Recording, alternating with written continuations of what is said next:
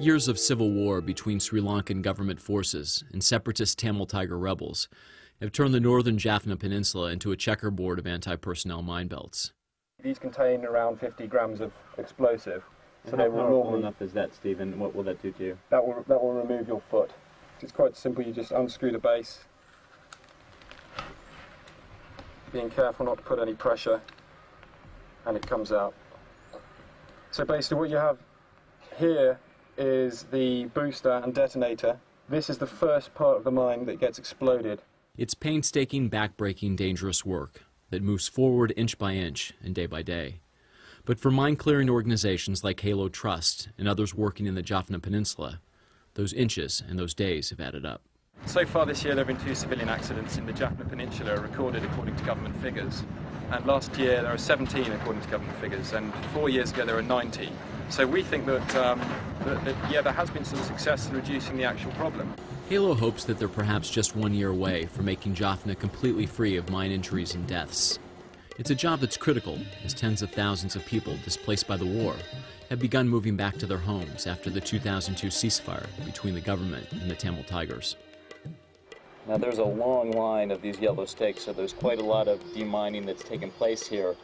And one of the more poignant aspects is that this is basically in someone's backyard. Once the Halo Trust clears those mines, will you still be comfortable to let your children play in that backyard? Okay. Yeah. No problem. No problem at all. Yeah. The day I spent with Halo Trust, they removed 22 mines. At the end of the day, they placed them on this shredding device, which hammers them into hundreds of pieces, helping to make 22 more people safe for at least another day. But despite their progress, Halo may not be able to end the mine problem in Jaffna. Renewed tit-for-tat violence in the region between the Tamil Tigers and the Sri Lankan government, and fears the 4-year ceasefire may collapse, has complicated its donor funding. Groups supporting the project don't want to continue financing a demining operation if the area is just going to be replanted with anti-personnel mines. I decide to travel Sri Lanka's A9 highway to Tamil Eelam, a de facto quasi-independent state created by the Tigers following the ceasefire. I want to talk to the Tigers and ask them if they think the ceasefire will hold or if the fighting will begin again. We approach the Sri Lankan Army checkpoint leading into Tamil Eelam. It's almost like entering another country. My Sinhalese translator and driver are nervous about going into the Tamil-controlled area, but they agree to come with me anyway. Now this area is controlled by the Red Cross. It's about 100 yards from the government checkpoint to the Tamil Tiger checkpoint. The Tigers don't let me videotape at their checkpoint, but say I can shoot freely during my visit to Kilinochchi, Eelam's capital. Despite the sense of community here, the conflict never seems very far away. I finally get a chance to sit down with 4 Tiger cadres, all dressed in their distinctive tiger stripe camouflage. They're uncomfortable with my Sinhalese translator and insist on providing their own.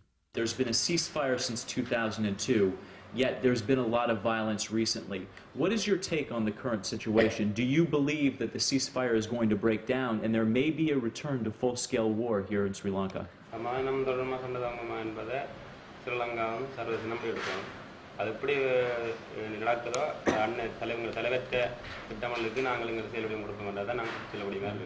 If they ask you to go back to fighting at this point, you're ready and willing to do that?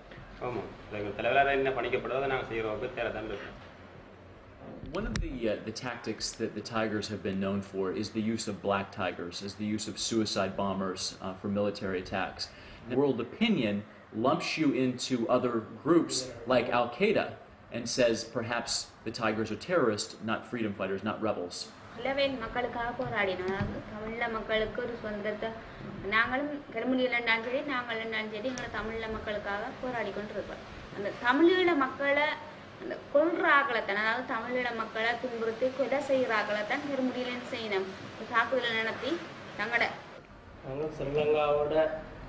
சேர்ந்து வாழ முடியாத ஒரு நிர்பந்தத்தின் அடிப்படையில் தான் தமிழில் தனியார் சாலைக்கோணம் பக்கத்தில் தமிழ் மக்கள் எல்லாரும் வந்து அதை நோக்கி எதிர்கொண்டு போய்கொண்டிருக்கிறோம். You can't coexist. Why not? நிச்சயமா ஏனென்றால் நாங்கள் அப்படி சேர்ந்து வாழக்கூடிய சூழ்நிலை இன்றைக்கும் இல்லை. The tigers are renowned for their fierce commitment to their cause. In fact, one of the female tigers I'm with lost her leg to a mortar during a fight with Sri Lankan forces, yet she continues to be an officer with the rebel army. After the interview, they laugh and joke around as if they weren't part of this deadly conflict at all.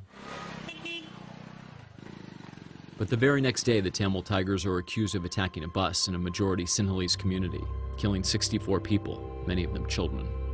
It's the worst incident involving civilians since the 2002 ceasefire. Just days later, more than 30 people are killed in a land and sea battle between government forces and Tamil tiger rebels.